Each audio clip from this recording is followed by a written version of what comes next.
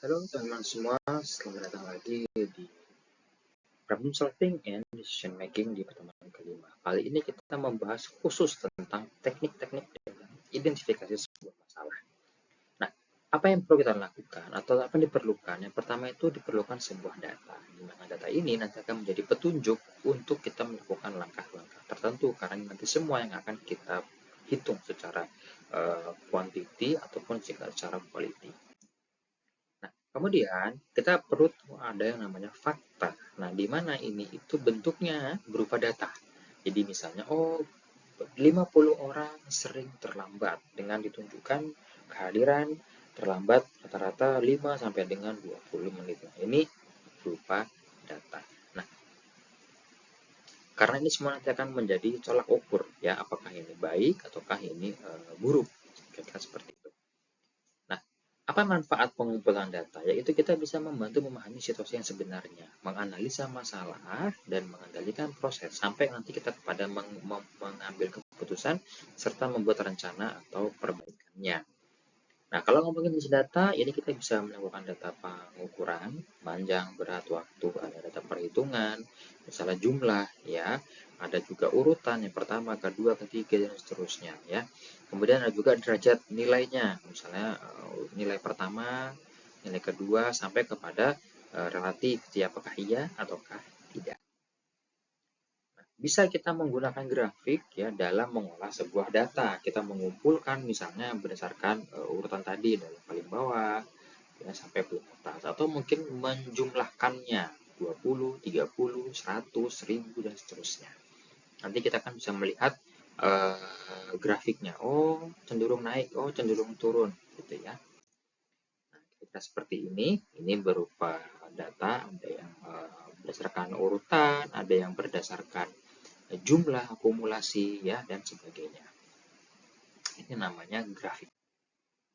Tapi grafik juga bisa ada yang berupa seperti ini ya, diagram pie ataupun juga radar. Ini yang umum-umum dibuat kalau berbicara secara grafis ya. Lebih kurang sama saja. Nah, kita juga ada namanya check sheet. Nah, jadi gini, kita membuat alat bantu di mana kita nanti akan memberikan sebuah checklist. Lebih kurang seperti itu.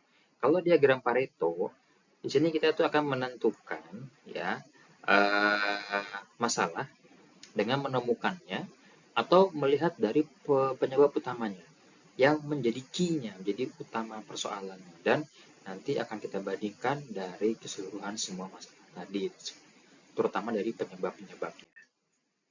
Nah, ada juga cause and effect diagram, di mana ada diagram sebab akibat. Atau kita juga bisa menggunakan fishbone. Jadi kalau kita bayangkan sebuah tulang gitu ya, jadi kalau dari kepala nanti ini ada masalah. Masalahnya itu ada di mata arahnya kemana lagi, kira-kira seperti itu. Ini ada masalah dari kepala, ada di kerongkongan, kemana lagi dari kerongkongan, oh larinya ke lambung, kira-kira seperti itu. Ini namanya fishbone ya.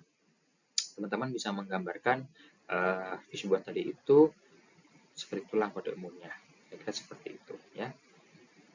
Nah, kemudian kita perlu ada diskusi ya. Jadi dalam diskusi itu nanti menentukan penyebab utamanya, kita harus mengambil manfaat dari pendapat orang lain gitu ya, dengan cara yang baik.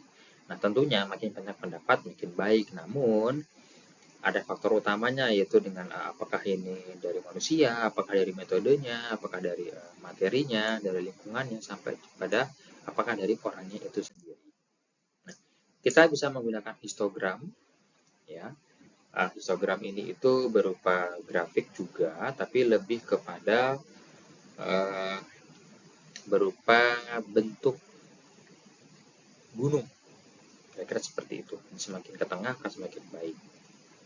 Atau juga kita menggunakan stratifikasi dengan mengkelompokkan atau mengklasifikasikan persoalan berbeda dengan jenisnya. Misalnya apakah yang paling kecil ke yang paling besar. Nah, ini ya lebih kurang seperti itu. Ini juga yang terakhir ada scatter diagram, ada penyebaran titik-titik dari setiap masalah. Demikian untuk teknik analis keputusan pada pertemuan kali ini. Terima kasih dan sampai jumpa kembali.